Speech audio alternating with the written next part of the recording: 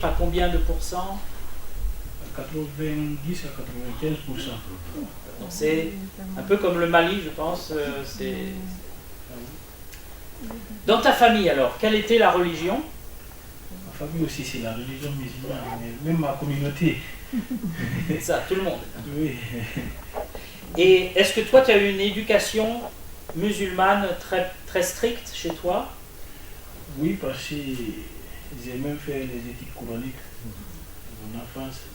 Donc voilà, les études coraniques, c'est de quel âge à quel âge à peu près? Tu sais? J'ai commencé, on m'a fait rentrer dans l'étude coranique à 7 ans. C'était très vite. D'accord. Et tu m'as dit qu'à un certain moment, tu t'es posé des questions. Qu'est-ce qui s'est passé pour que tu poses des questions sur la foi et la religion? C'est en regardant, comment dirais-je, les débats entre chrétiens et musulmans sur la foi. Donc, on était passionnés de ça. Donc, en regardant ça, parce que ça attirait beaucoup les musulmans pour regarder ces débats et savoir, comment dirais-je, et savoir plus sur l'islam et le christianisme. Parce que nous, en islam, on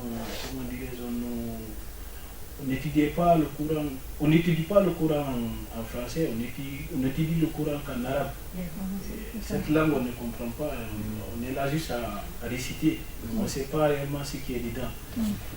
Mais en écoutant ces débats, petit à petit, on a commencé à savoir, on a commencé à s'intéresser, à se poser la question, est-ce qu'on ne va pas chercher, comment dire, un moyen pour comprendre le Coran dans notre langue, ou bien dans une langue qu'on peut comprendre.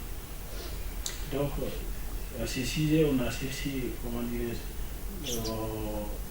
des cours en français. Donc tu as décidé de lire le Coran en français, c'est ça? Oui. Mais il y a un autre livre aussi que tu as voulu lire en français. Oui, maintenant, par rapport à ce débat, moi aussi j'ai décidé, je dois m'armer pour lutter contre le christianisme aussi. parce que c'était ça l'objectif. C'est ça qui m'a attiré maintenant, c'est ça qui a fait que je me suis intéressé aussi à la Bible.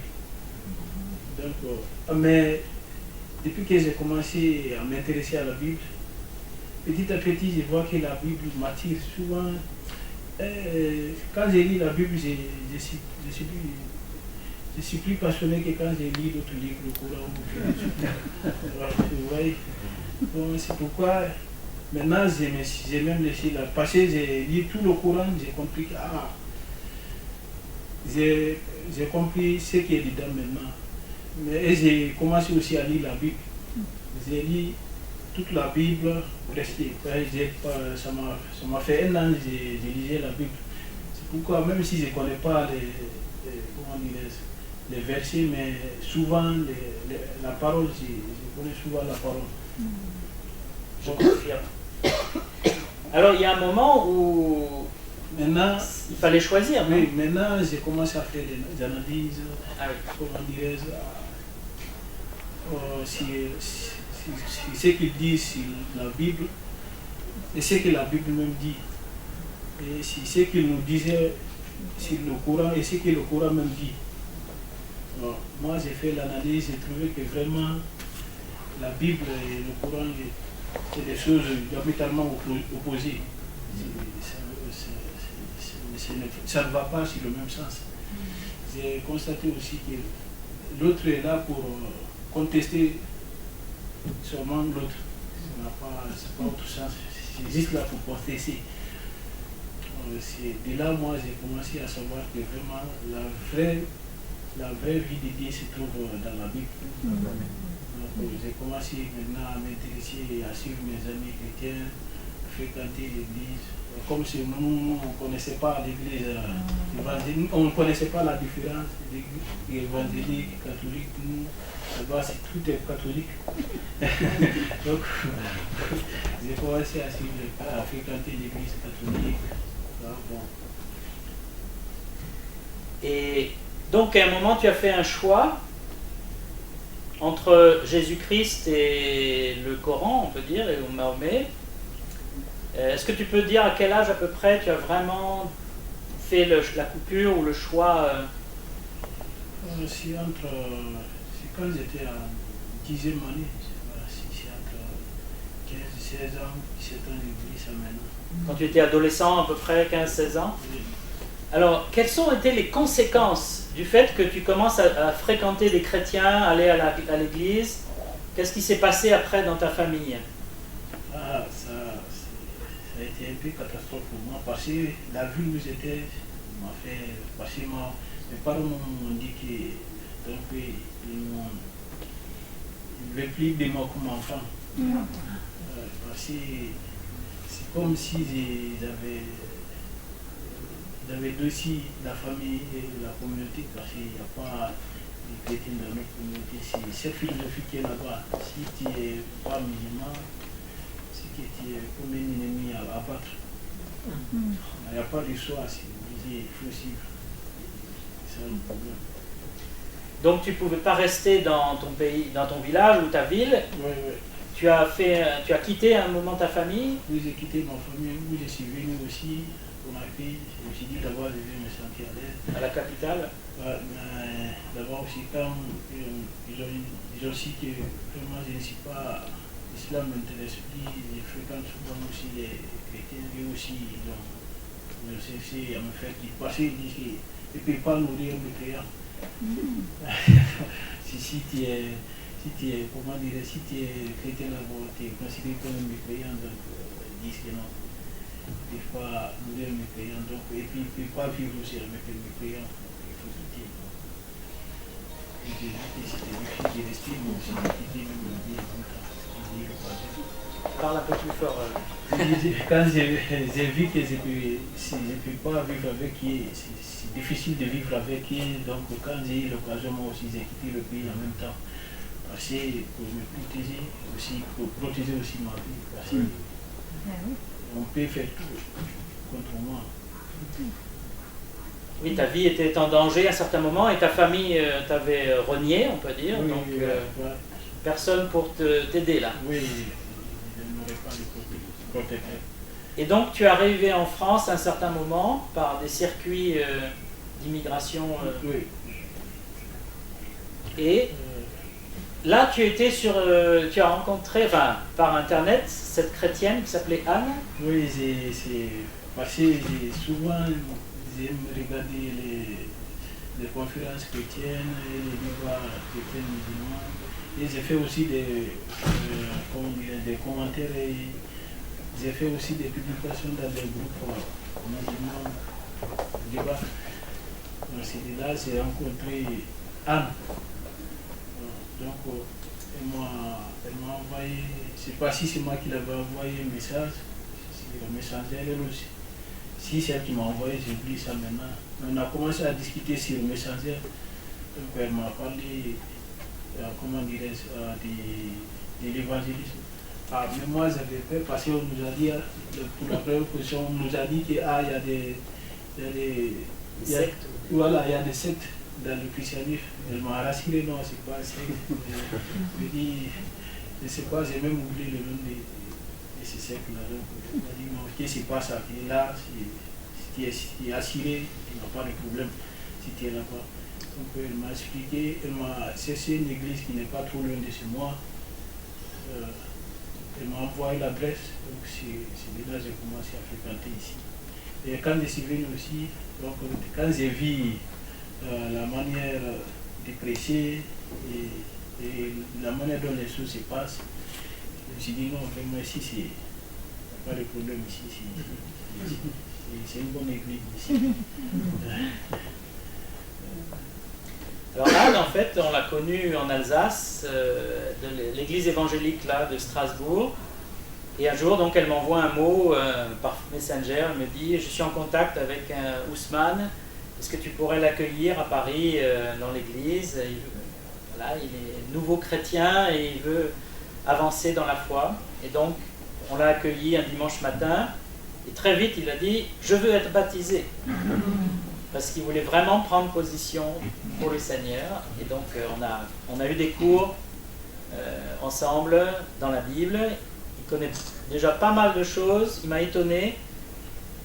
Et aussi, il connaît très bien les enseignements des imams et il est un vrai défenseur de la foi chrétienne face, justement, et c'est un champion des débats, je pense, sur les forums et tout ça, parce qu'il connaît très bien ce qu'enseignent en fait beaucoup d'imams et ce que les hadiths aussi disent, enfin les commentaires du Coran. Donc, il a une bonne connaissance. Si jamais vous avez des questions sur l'islam, il en connaît un rayon.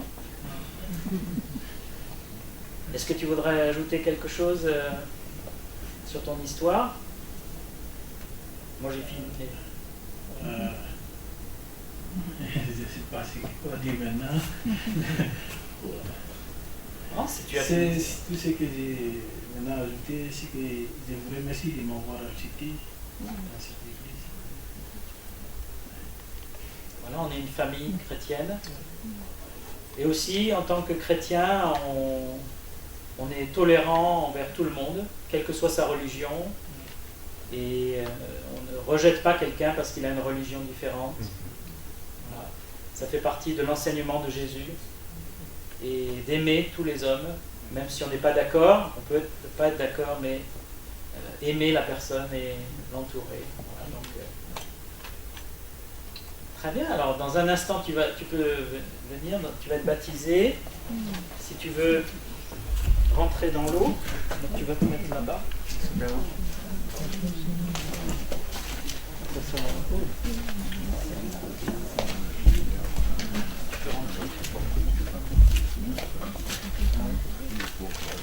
Attention, on va glisser.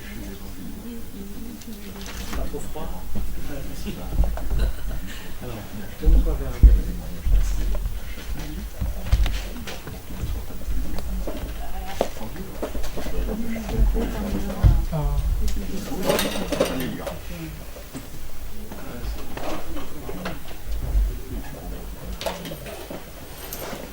Je vais mettre derrière parce que je besoin plus d'eau. Parce que sinon. C'est super. Ça passe là. Alors le baptême, c'est avant tout une confession publique de sa foi en Jésus-Christ. On dit devant l'Église, devant les témoins, qu'on est chrétien désormais. Et donc, Ousmane, je vais te poser des questions, tu vas me dire oui ou non. Est-ce que tu crois que Jésus est le Messie, le Christ, le Fils de Dieu? Oui, je crois que Jésus est le Messie, le Christ et le Fils de Dieu. Amen. Amen. Est-ce qu'il est ton sauveur? Est-ce qu'il t'a sauvé de tes péchés? Oui, je crois qu'il m'a sauvé de mes péchés. Est-ce que tu peux dire maintenant que grâce à Jésus-Christ, tu vas aller au paradis? Grâce à Jésus-Christ, tu veux aller au paradis. Amen. Est-ce que tu veux suivre le Seigneur toute ta vie? Oui, je suis prêt à suivre le Seigneur toute ma vie. Eh bien, ayant entendu ton témoignage, Ousmane, je vais te baptiser maintenant.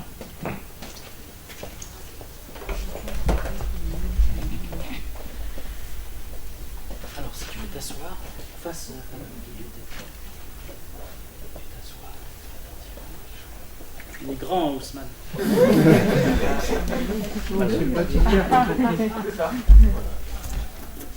C'est ta faute à lui pour. Recule un petit peu encore. Voilà. Pas trop, parce qu'il faut tiens bien avec les deux mains. Au nom du Père, du Fils et du Saint-Esprit, je vais te baptiser, Ousmane.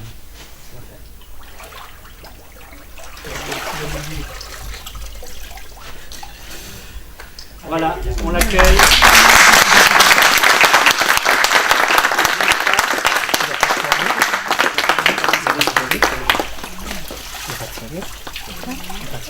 Tu vas aller te changer. C'est derrière.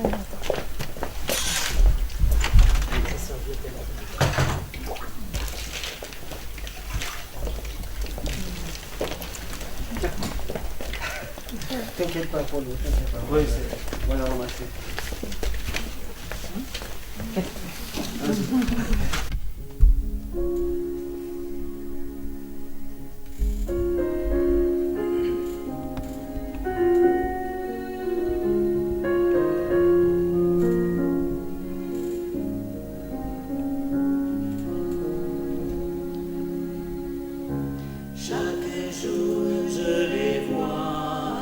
dépassé, les yeux vides, désemparés, le cœur rempli de soucis, où vont-ils aller?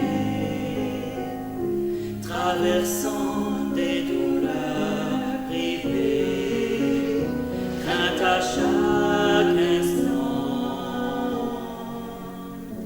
derrière cache des pleurs muets que Jésus seul entend. Ils ont tous besoin de notre Seigneur, au bout des rêves brisés, attend le Sauveur. Ils ont tous besoin de notre Seigneur. S'ils pouvaient ouvrir les yeux sur l'amour de Dieu.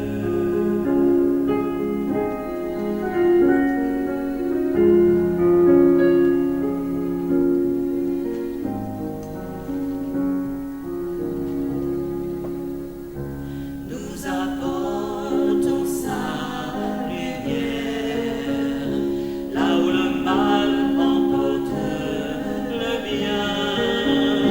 Y a-t-il un prix trop grand pour sauver les siens? Animés de son amour, nous pouvons aller porter la bonne nouvelle. Ce Jésus peut sauver. Ils ont tous besoin de notre Seigneur, au bout des rêves brisés, attend le Sauveur. Ils ont tous besoin de notre Seigneur. Pouvons-nous réaliser qu'ils ont tous besoin de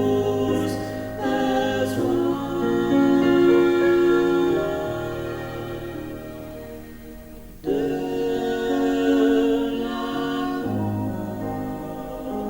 de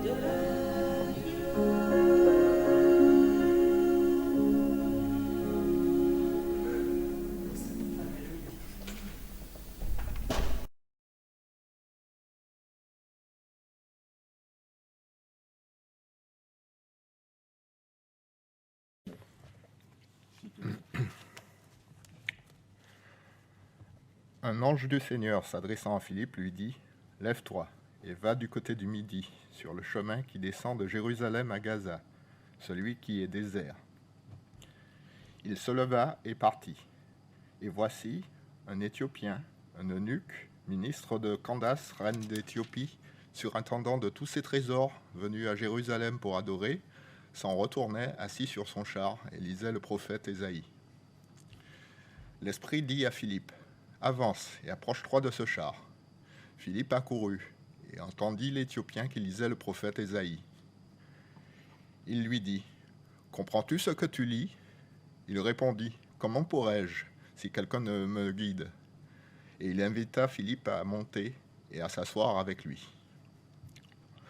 Le passage de l'écriture qu'il lisait était celui-ci : « Il a été mené comme une brebis à la boucherie. Et comme un agneau muet devant celui qui le tond, il n'a point ouvert la bouche. Dans son humiliation, son jugement a été levé, et sa postérité, qui la dépeindra, car sa vie a été retranchée de la terre. » L'eunuque dit à Philippe : « Je t'en prie, de qui le prophète parle-t-il ainsi ? Est-ce de lui-même ou de quelqu'un d'autre.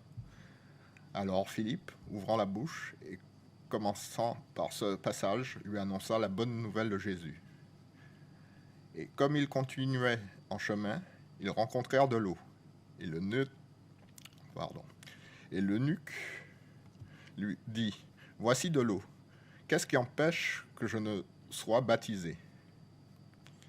Philippe dit, « Si tu crois de tout ton cœur, cela est possible. » L'eunuque répondit, « Je crois que Jésus-Christ est le Fils de Dieu. » Il fit arrêter le char. Philippe et l'eunuque descendirent tous les deux dans l'eau, et Philippe baptisa l'eunuque. Quand ils furent sortis de l'eau, l'Esprit du Seigneur enleva Philippe, et l'eunuque ne le vit plus. Tandis que joyeux, il poursuivait sa route. Je connais un petit peu le pays d'où vient notre frère Ousmane. J'y ai passé quelques mois, beaucoup de mois. Voilà, et quand j'étais là-bas, je me disais, mais être chrétien ici, ça ne doit pas être simple. Hein? Et là, tout d'un coup, je me suis dit, c'est bien d'aller devant tout le monde prêcher comme ça, à l'église, c'est facile, hein, devant des frères. Et même quand les gens nous rendent visite, c'est des gens qui sont généralement des gens bien. Mais être dans un pays, 90% d'une religion qui est, semble-t-il, contre notre foi, je me suis dit, tiens, chiche, Jean-Louis, va évangéliser un petit peu. J'étais pas très fier, hein. Là, on se rend compte tout d'un coup la difficulté que peuvent rencontrer nos frères qui sont dans ces pays et qui vivent par leur foi et qui marchent avec le Seigneur, là. Wow. Eh bien, prions et remettons cette prédication, ce message entre les mains du Seigneur. Seigneur notre Dieu, je te remercie pour ta parole. On l'a lu et cela pourrait nous suffire, Seigneur. Mais nous allons pouvoir simplement commenter, Seigneur, ce que tu nous dis. Je te prie de préparer les cœurs pour que une décision soit prise ce soir, Seigneur. Que des cœurs décident d'accepter Jésus-Christ comme leur sauveur personnel. C'est cela l'objectif. C'est ce que tu veux, mon Dieu. Au nom de Christ. Amen. Alors, nous avons fait des conférences jusqu'à présent et on a été bénis. Hein? Alors, je disais au pasteur Emmanuel que je me demande si finalement, ce n'est pas une conférence faite pour les chrétiens parce qu'on est très édifiés. Et je lui disais qu'on est content d'avoir choisi et d'avoir fait le bon choix. De marcher avec le Seigneur, le Créateur du monde. Le Créateur du monde. Quand je pense qu'il y a des scientifiques qui vont écrire et parler à leurs confrères et leur dire « Regardez, il y a un créateur. Il y a bien un créateur. » Alors j'essaie d'imaginer un petit peu dans leur tête à ces scientifiques qui ne croient pas en Dieu ou qui ne veulent pas croire en Dieu. Qui ne veulent pas croire en Dieu. Je me demande ce qui se passe dans leur tête. Vraiment, ça doit être terrible, ça. Que de ne pas vouloir. Ce n'est pas le fait de ne pas croire, c'est qu'ils ne veulent pas. Alors, quand j'imagine que le Créateur du monde, qui a créé l'univers, et notre frère l'a bien vraiment démontré la dernière fois, qui a fait toutes ces choses et qui a montré combien ce n'est pas le fruit du hasard. Ce Dieu si grand, si immense, comment se fait-il que ce grand Dieu si immense arrive à s'intéresser à des petites choses comme nous? Ça dépasse l'entendement. C'est l'histoire d'un Africain, qu'on vient de dire, n'est-ce pas? On dit Éthiopien. En fait, Éthiopien, vous savez ce que cela veut dire? Face brûlée. Alors, je suis une face brûlée. Alors, c'est très intéressant parce que chaque peuple, c'est très intéressant comme chaque peuple définit l'autre. Moi, je n'ose même pas vous dire comment on appelle les Blancs dans ma langue. Ça fait peur, c'est terrible. Donc, franchement, c'est vraiment... voilà. Alors, je me suis un peu renseigné avec ma grande sœur qui connaît bien notre langue. Et quand elle m'a expliqué comment on définit les Blancs, je me dis, mais on est terrible, c'est horrible. Voilà. Donc, l'Éthiopien, c'était la face brûlée. C'était l'Africain, en fait. Voilà, c'était ça, un Africain. Donc, selon les pays, voilà. Et cet homme va faire des kilomètres et des kilomètres pour aller adorer un Dieu qu'il ne connaît pas vraiment. Et là, je me suis dit, mais pourquoi Dieu va bousculer, je veux dire, son serviteur, Philippe, pour aller s'occuper de cet homme-là? Alors, vraiment, mettez-vous dans le contexte. Nous avons commencé à parler du Créateur du monde. On a vu qu'il est tout-puissant, il est immense. Pourquoi ce Créateur si immense va s'intéresser à cet être-là, hein, qui n'était peut-être pas forcément quelqu'un de formidable. Humainement parlant, c'était un eunuque. Vous savez ce que c'est qu'un eunuque?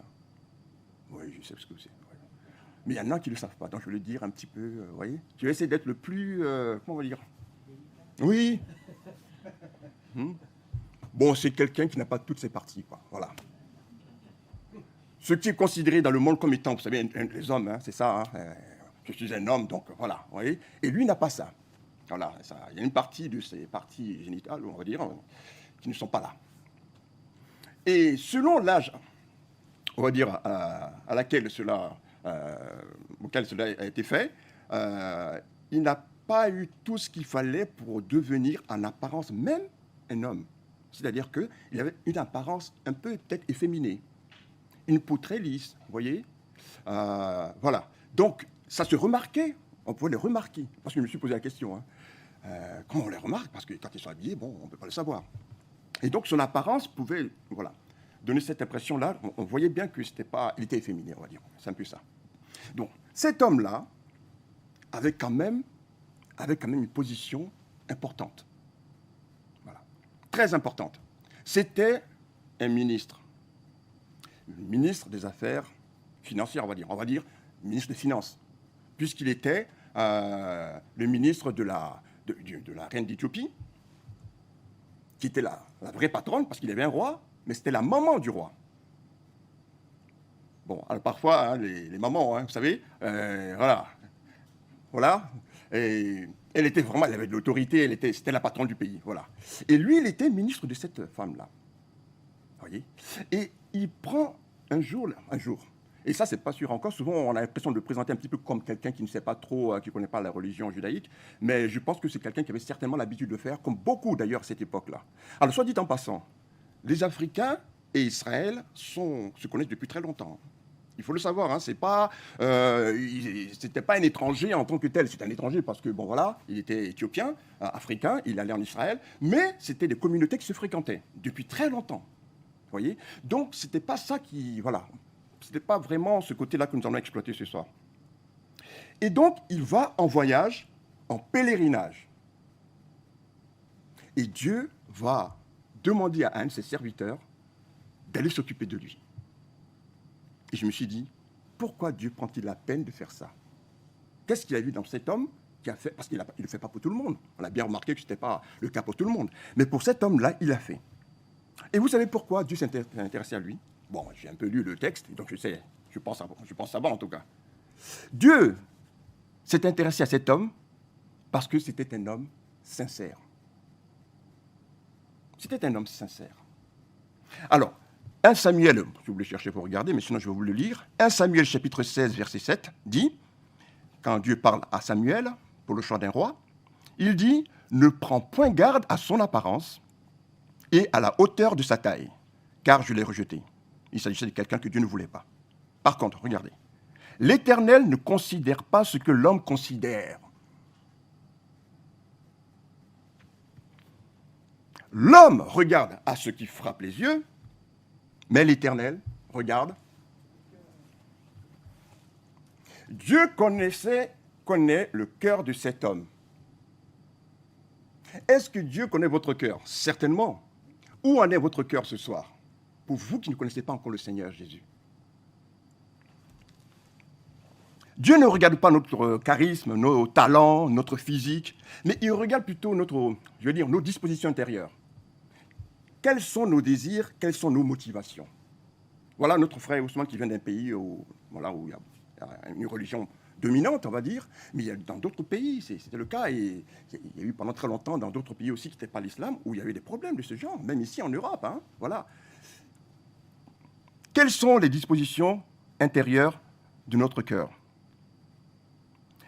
pour tous ceux qui ont fait cette erreur de se baser sur l'apparence pour faire des choix, beaucoup s'en mordent les doigts aujourd'hui. Dieu regarde au cœur. Donc, c'est la sincérité de cet Éthiopien qui a poussé Dieu à envoyer son serviteur pour le rencontrer. Alors, pourquoi Dieu s'est intéressé à cet homme? Premièrement, premier point, mais parce que cet homme était religieux, mais c'était un religieux sincère. C'était un religieux sincère. Ça me fait penser à Nicodème, qui était un religieux.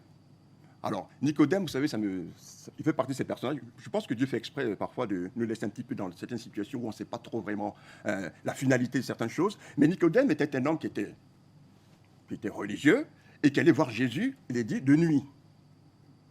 Vous voyez? Bon, parfois, je me demande si certains d'entre nous, on n'a pas un peu honte du Seigneur Jésus, de se cacher parfois. Les gens ne savent pas vraiment si nous sommes chrétiens ou pas. Vous voyez? Nicodème, lui, il n'était pas chrétien, mais il voulait comprendre, il voulait savoir, il allait voir Jésus. Et donc, il est signalé dans la parole de Dieu qu'il est allé voir Jésus de nuit, pour ne pas que les autres religieux le voient faire. Vous voyez? Bon, alors après, je ne suis pas très sûr que ça...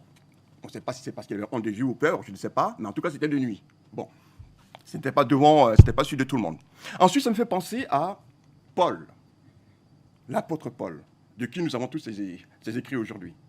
C'était un religieux, Paul, extrêmement religieux. Il était tellement religieux que lorsqu'il allait persécuter les chrétiens, il était sûr, il était persuadé qu'il servait Dieu. Vous vous rendez compte? Et il fait partie de ces gens que Dieu va interpeller. Pourquoi? Parce qu'il était sincère. Dieu a vu la sincérité de Paul. Il était religieux, il faisait mal les choses, mais il faisait sincèrement, je vais dire, mal les choses. Il n'y a que Dieu peut voir ces genres de choses. Vous voyez? Nous, je pense qu'on l'aurait pendu, Paul. Mais Dieu a vu ce qu'il allait devenir. Parce qu'il a vu son cœur, l'état de son cœur. La Bible dit que la religion que Dieu aime consiste à visiter la veuve, l'orphelin, et moi je vais rajouter un troisième, l'étranger. Soit dit en passant, frère, nous ne sommes pas de cette terre. Imaginez Ousmane venant sur un bateau, parce que persécuté dans son pays, et puis nous, patriotes français, on ne veut pas de lui ici. On le chasse même. Vous vous rendez compte? Ça veut dire qu'il n'aurait pas pu rencontrer Jésus-Christ. Parce que nous, enfin, pour ceux qui sont comme ça, on est de la terre, on est des chrétiens, mais de la terre. On oublie qu'on est de passage. Vous voyez jusqu'où cela peut aller? Dieu veut qu'on prenne soin de l'étranger. Et il ne plaisante pas avec ça. Ça fait partie de ces choses qui m'ont touché personnellement. Dieu n'est pas un homme. Dieu dit, prenez soin de la veuve, de l'orphelin et de l'étranger. Pourquoi? Parce que ce sont les trois entités, on va dire, vulnérables. Ils sont vulnérables. Bon, après, je ne parle pas des étrangers qui ne sont pas vulnérables. Hein. Il y en a qui ne sont pas vulnérables, soyons honnêtes. Bon. Alors, Dieu donc a vu le cœur de cet homme. Pourquoi était-il sincèrement religieux? Bon, vous l'avez lu, hein. Il a fait près de 2500 kilomètres pour aller adorer Dieu. Nous, on fait 5 kilomètres, on est épuisé, on se dit, oh là là, parce qu'on est fidèle. 2500 kilomètres. Mais attendez, vous vous rendez compte que ça fait en carrosse en plus, hein? Nous, on a essayé un petit peu, là, on a été en vacances avec la famille, on a fait quoi, 700-800 kilomètres. Et c'était en voiture, hein, à l'aise, tranquille, bien, hein. Voilà, j'étais vraiment fatigué. 2500 kilomètres en carrosse. Avec des routes de l'époque. Des airs, des pierres sur la route, des pauses, peut-être les roues qui se cassent, je ne sais pas. 2500 kilomètres, c'est à peu près 2 mois, 3 mois de voyage. Non mais, je ne sais pas, est-ce que vous vous rendez compte de ça? 2 mois et demi, en moyenne, on va dire en gros, de voyage pour aller adorer un Dieu qui ne connaît pas vraiment. J'allais dire, je comprends pourquoi Dieu s'intéresse à lui.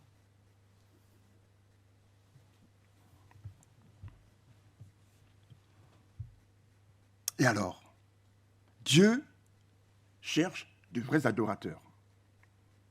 Et quelqu'un va faire 2500 km pour aller l'adorer. Dieu cherche de vrais adorateurs. Il est dit, mais l'heure vient, et elle est déjà venue, où les vrais adorateurs adoreront le Père en esprit et en vérité. Car ce sont là les adorateurs que le Père demande. Dieu a vu que c'était un futur vrai adorateur.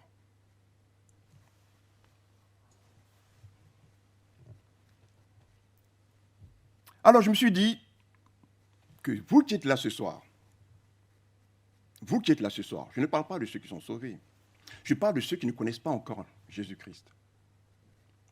Quand vous lisez ce texte-là que nous avons lu tout à l'heure, concernant l'Éthiopien, on voit que cet Éthiopien avait rendez-vous avec Dieu. On voit que Dieu demande à son serviteur d'aller à un endroit bien précis pour parler à cet homme-là. En fait, Dieu lui a donné rendez-vous, mais il ne savait pas. Vous qui êtes là ce soir, ce n'est pas différent. Dieu a mis à cœur un de ses serviteurs ou ses serviteurs pour faire ces conférences pour que vous puissiez venir. C'était un rendez-vous, ça n'a pas changé.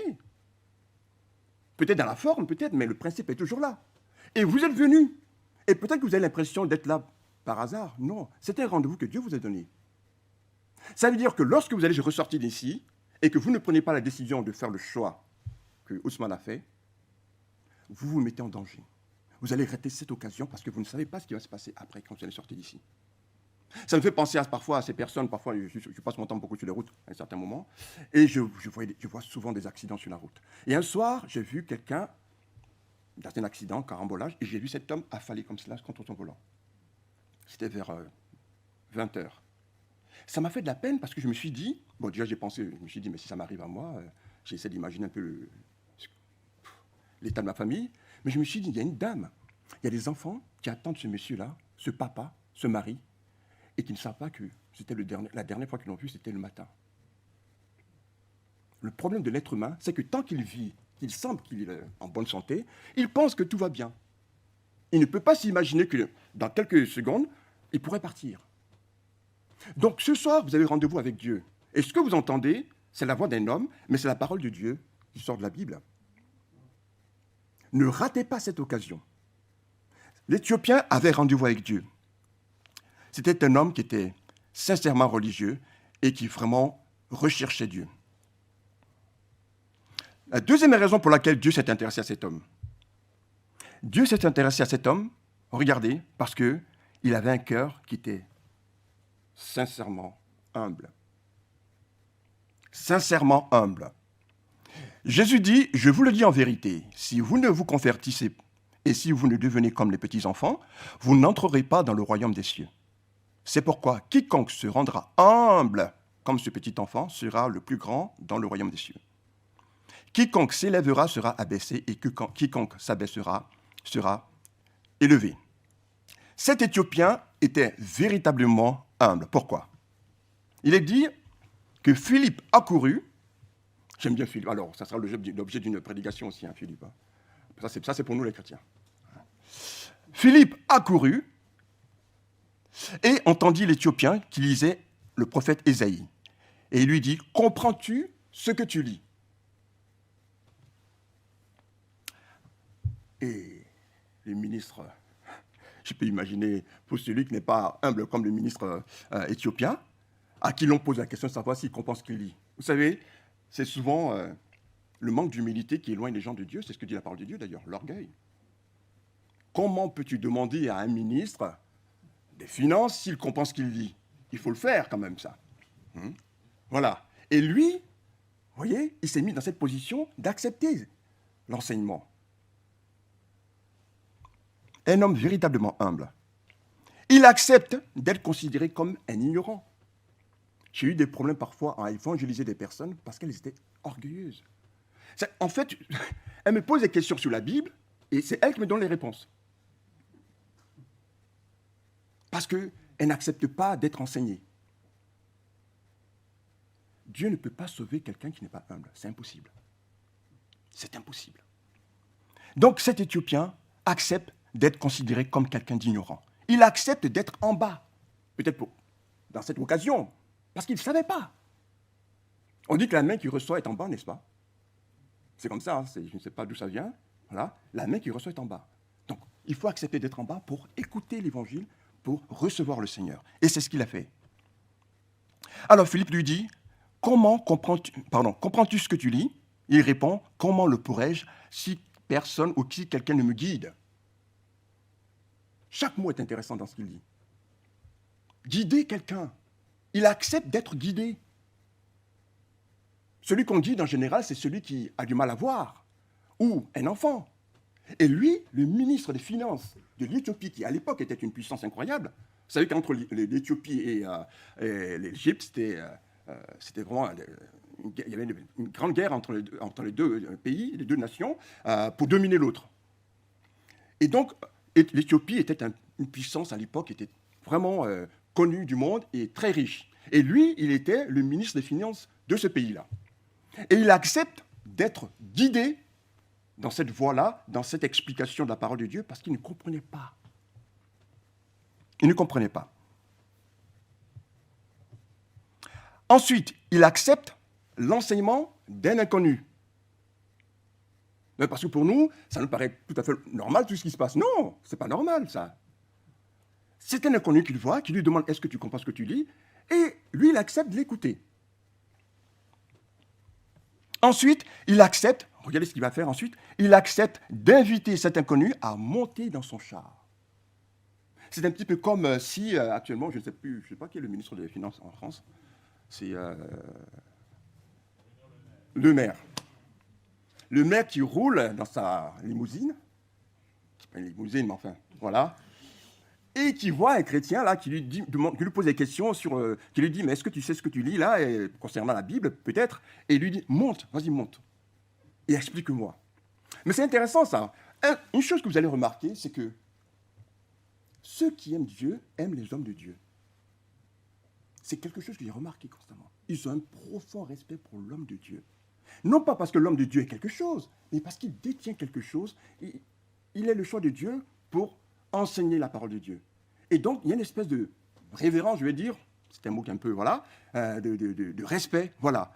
Et donc, l'Éthiopien, le ministre éthiopien, qui est un homme riche, n'est-ce pas, qui avait tout ce qu'il voulait, et qui était un homme d'autorité, a trouvé que cet homme qui allait lui expliquer la parole de Dieu devenait tout d'un coup quelqu'un de très important. Il l'invite à monter dans son char pour l'écouter. L'humilité. Et pourtant, je me suis dit que cet homme-là, pour arriver à ce poste, je ne pense pas qu'on l'ait choisi au hasard. Hein. Ce n'est pas un poste qu'on obtient comme ça. Il a dû sûrement se battre pour avoir ce poste-là. Il a dû faire certaines choses. Vous connaissez les hommes politiques. Bon, voilà. Donc, ce n'est pas un imbécile, cet homme. Et c'est cet homme-là qui va inviter l'homme de Dieu à monter pour lui expliquer la parole de Dieu. Ensuite, il accepte l'enseignement de l'homme de Dieu. L'humilité va jusqu'à accepter l'enseignement qui vient d'un chrétien ou d'un homme de Dieu. C'est l'orgueil qui empêche beaucoup de gens d'être sauvés. Alors, Actes chapitre 8, versets 32 à 33 dit, le passage de l'écriture qu'il lisait était celui-ci. Il a été mené comme une brebis à la boucherie et comme un agneau muet devant celui qui le tond, il n'a point ouvert la bouche. Dans son humiliation, son jugement a été levé et sa postérité qui la dépeindra. Car sa vie a été retranchée de la terre. Et l'Éthiopien qui demande, mais de qui s'agit-il? Mais c'est une question qui est remplie de... Je ne sais même pas comment dire cela. Parce que cet homme qui était là, cet Éthiopien, c'est de son retour de pèlerinage qu'il a rencontré Philippe. Il revenait, c'était sur la route. Ça veut dire qu'il a été adoré, et là maintenant il rentre chez lui. Et en rentrant chez lui, il se met, qu'est-ce qu'il fait? Beaucoup d'entre nous seraient en train de faire autre chose, écouter de la musique peut-être. Bon, à l'époque, ce n'était pas possible. Mais lui, il lisait la parole de Dieu encore. Il revient de son pèlerinage après 2500 km et 2 mois et demi de voyage, et au retour de son pèlerinage, il lit la parole de Dieu à haute voix. Bon, nous, quand on lit en général dans le métro, c'est... Oui, parce que quand même, on est civilisé, n'est-ce pas? Lui, c'était à haute voix. C'est ainsi que Philippe a pu l'entendre. Et ça montre que cet homme recherchait vraiment Dieu. Il recherchait vraiment Dieu. Et puis, il aimait Dieu. Et ça, Dieu l'a vu. Il lui dit à Philippe, « Je te prie, de qui le prophète parle-t-il ainsi?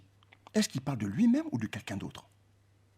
Alors Philippe, ouvrant la bouche et commençant par ce message, lui annonça la bonne nouvelle de Jésus-Christ. Alors ça, c'est très intéressant aussi, ce passage, parce que je me suis dit, il ne s'est pas trop foulé, Luc.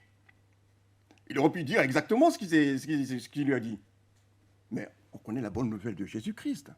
La bonne nouvelle de Jésus-Christ, c'est quoi pour un religieux? Et c'est très important, ça. Pour un religieux comme lui, qui en plus lit un texte qui fait allusion à Jésus-Christ, c'était un rendez-vous vraiment qui était préparé par Dieu. Il demande, mais c'est qui? Et là, Philippe va expliquer de qui il est question dans ce passage. Et il va lui annoncer la bonne nouvelle de Jésus-Christ à quelqu'un qui vient de faire 2500 km pour aller adorer l'Éternel. Comment pourrait-il avoir une bonne nouvelle après ça? Et là, il lui annonce, alors ça c'est la bonne nouvelle jean-louisique, hein.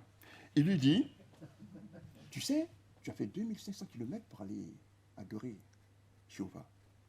Il dit oui, c'est très bien. Mais tu sais que tu pourrais ne pas le faire? Je ne comprends pas. Écoute, tu aurais pu même rester chez toi et adorer Dieu là où tu étais. Mais nous, on ne se rend pas compte, hein, parce qu'on n'est peut-être pas des anciens religieux. Mais les gens qui sont dans les religions, qui sont religieux, souffrent. C'est des gens qui souffrent, frère. Ils sont obligés de faire des choses pour plaire à Dieu.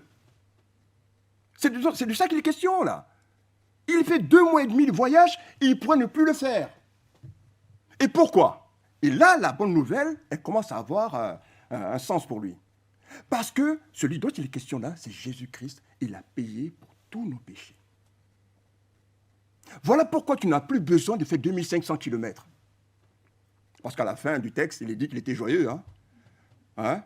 Il était très joyeux, notre frère, celui qui est devenu notre frère par la suite, n'est-ce pas? Et donc, je peux imaginer que Philippe lui dise cela. Parce que ce n'est pas en vain, ce n'est pas pour rien que ça s'est passé au retour. Ce n'est pas en allant, mais c'est au retour. Ce que tu as fait, Dieu apprécie certainement ce que tu as fait. Mais ce n'est pas suffisant. Ce n'est pas comme ça que tu peux lui plaire. Pour lui plaire, tu dois recevoir Jésus-Christ comme ton sauveur personnel. C'est lui qui a payé tes péchés, pour tes péchés. Tu n'auras plus besoin de faire cela. Il a versé son sang pour que toi, tu sois sauvé. Pour que tu n'aies plus besoin de faire toutes ces choses-là. Pour te libérer de la religion. Notre frère Ousmane est libéré. Il est libéré. J'ai bientôt fini. Hein. Et là, l'Éthiopien a compris. Il a compris. Il a compris ce que beaucoup n'ont pas compris. Il a compris. Ça y est, il est sauvé. Il est sauvé parce qu'il a reçu Christ, il a compris l'Évangile et il a accepté l'enseignement. Et là, je pense à Jean chapitre 10, verset 14, où Jésus dit qu'il connaît ses brebis. Il connaît ses brebis. Quand Dieu a poussé Philippe à aller rencontrer l'Éthiopien, c'est parce qu'il savait que c'était une de ses brebis. Et ça aussi, ça nous encourage, les frères. Parce que parfois, nous annonçons l'évangile et puis nous sommes déçus, découragés parce qu'il n'y a pas de salut, il n'y a pas de gens qui se convertissent. Ne soyez pas découragés parce que le Seigneur connaît ses brebis. Mais en même temps, ce qui me touche aussi, c'est que pour une seule brebis, une seule, qui se trouve en France, 67 millions d'habitants, Dieu fera absolument tout pour envoyer quelqu'un sauver cette personne. C'est cela que cela m'enseigne aussi. Et donc, l'Éthiopien a compris, il a accepté Christ comme son sauveur personnel. Ensuite, et c'est là, troisième point, et c'est le dernier point, c'est là où nous allons parler du baptême. Dieu a choisi cet homme, a envoyé Philippe s'occuper de cet homme, parce que cet homme avait un cœur qui était sincèrement, j'allais dire aussi, obéissant. Sincèrement obéissant. J'aime bien le mot sincère. Hein. Alors, on parlait tout à l'heure avec Annick et Bernard, on parlait de la langue française. C'est une très belle langue. Et le mot sincère, qui vient du latin, vous connaissez un petit peu l'histoire, hein. C'était des commerçants qui vendent des vases comme ça, et parfois ces vases n'étaient pas tout à fait, comment on va dire, en bon état. Et donc ils prenaient de la cire et ils bouchaient les fissures. Et donc quand les gens venaient acheter, on leur demandait si le vase était sans cire. C'est intéressant, hein? Voilà. Voilà. Voilà. Alors, cet homme, l'Éthiopien, était authentique. Dieu sauve les gens authentiques. Si vous n'êtes pas authentique, si vous n'êtes pas sincère, il ne viendra jamais vous sauver. Ce qu'il aime, le Seigneur, c'est le cœur.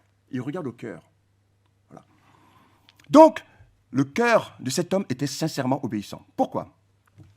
Il est dit, Actes chapitre 8, verset 36, « Comme ils continuaient leur chemin, ils rencontrèrent de l'eau, et l'eunuque dit, « Voici de l'eau, qu'est-ce qui empêche que je sois baptisé ?» Un petit peu comme Ousmane, hein, il était pressé pour se faire baptiser. Mais ça, c'est la caractéristique des gens qui aiment le Seigneur et qui veulent plaire à Dieu. Pourquoi remettre à demain ce qu'on peut faire aujourd'hui? Alors moi, je pouvais le comprendre, ce monsieur, parce qu'il repart là. Il repart chez lui. Donc, il dit à Philippe, ah, c'est intéressant, ça sous-entend que Philippe même lui a expliqué le baptême. Alors, c'est intéressant parce qu'il est question d'abord de lui avoir annoncé la bonne nouvelle, et dans cette bonne nouvelle, il a tout dit. Il a absolument tout dit. Tout le plan de Dieu.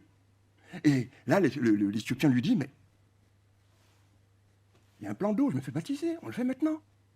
Celui qui est sincèrement obéissant fait les choses immédiatement. Il ne traîne pas, il le fait. Et donc, ils vont trouver de l'eau, voilà, et il sera baptisé. Cet homme s'est comporté un peu comme un enfant. Pourtant, le baptême est une affaire d'adulte. Ce que je veux dire par là, c'est que c'était l'affaire de quelqu'un qui sait ce qu'il fait. Une attitude d'enfant avec une conscience d'adulte. Il est dit, et notre frère l'a presque lu tout à l'heure, « Ignorez-vous que nous tous qui avons été baptisés en Jésus-Christ, c'est en sa mort que nous avons été baptisés. Nous avons donc été ensevelis avec lui par le baptême en sa mort, afin que, comme Christ est ressuscité des morts par la gloire du Père, de même nous aussi, nous marchions en nouveauté de vie. » Et ensuite, 1 Pierre 3, 21 dit, « Cette eau qui est une préfiguration, une figure du baptême, qui n'est pas la purification des souillures du corps, mais l'engagement d'une bonne conscience envers Dieu et qui maintenant vous sauve, vous aussi, par la résurrection en Jésus-Christ. » C'est la bonne conscience dans le salut, dans l'œuvre de Christ, qui nous sauve. Et ça, cet Éthiopien l'avait compris. Alors, conclusion, je vais arrêter. Qu'est-ce que nous pouvons retirer de ce texte? Premièrement, que la religion, fût-elle sincère, ne pourra jamais vous sauver. Parce que sinon, il n'y avait pas besoin d'envoyer Philippe rencontrer cet Éthiopien. Parce que je pense qu'il a bien manifesté vraiment les caractéristiques d'un bon religieux. Mais ce n'était pas suffisant. Deuxième point, Dieu, notre Créateur, je l'ai dit tout à l'heure, mettra absolument tout en œuvre pour aller sauver une âme perdue, une âme sincère. Si vous êtes sincère, Dieu vous sauvera. Troisième point, le hasard n'a jamais de place avec Dieu. Ça n'existe pas. Vous n'êtes pas là par hasard. Vous êtes là pour entendre ce message et c'est peut-être la dernière fois pour vous. Je ne suis pas là pour vous faire peur, hein, je vous parle de la vie. Nous, chrétiens, croyants, on parle des choses réelles en fait. On parle de la mort parce que c'est réel. Voilà. Vous sortez d'ici, rien ne dit que demain matin vous serez encore là. C'est la réalité, ça. L'Éthiopien avait rendez-vous avec Dieu et Dieu a envoyé son serviteur. Vous n'êtes pas ici par hasard. Quatrième point, Dieu ne sauve que des personnes humbles. Sans humilité, vous ne pourrez jamais être sauvé. L'humilité, c'est quoi? Ce n'est pas de l'avilissement. Hein. L'humilité, c'est de reconnaître ce qu'on est. C'est de dire que je suis faible, Seigneur, je ne pourrai jamais rien faire pour être sauvé, il n'y a que toi qui peux me sauver. Sauve-moi. C'est l'attitude de cet Éthiopien. Alors, chers amis, et là je vais finir. Nous, tous ici, qui sommes sauvés, qui appartenons à Jésus-Christ, qui avons fait la paix avec Dieu par Jésus-Christ, nous faisons donc les fonctions d'ambassadeurs pour Dieu. Ambassadeurs. Comme si Dieu exhortait par nous. Nous vous en supplions, au nom de Jésus-Christ, soyez réconciliés avec Dieu. 2 Corinthiens chapitre 5, verset 20. Soyez réconciliés avec Dieu, avant qu'il ne soit trop tard. Parce que pour qu'un homme aussi riche que cet Éthiopien ait pris la peine de faire 2500 km pour aller adorer l'Éternel, c'est peut-être parce qu'il s'est rendu compte que la vie était vaine sans Dieu. C'est toujours un peu triste de voir des chrétiens s'intéresser aux choses du monde quand les gens fuient le monde. Réconciliez-vous avec Dieu. N'attendez pas. Ce soir est peut-être la dernière fois. Ça, c'est la réalité. N'attendez pas. Ouvrez votre cœur à Jésus-Christ exactement comme cet Éthiopien pour que vous puissiez rentrer chez vous joyeux. Il est dit qu'il est rentré chez lui tout joyeux. Ça y est, il est libéré.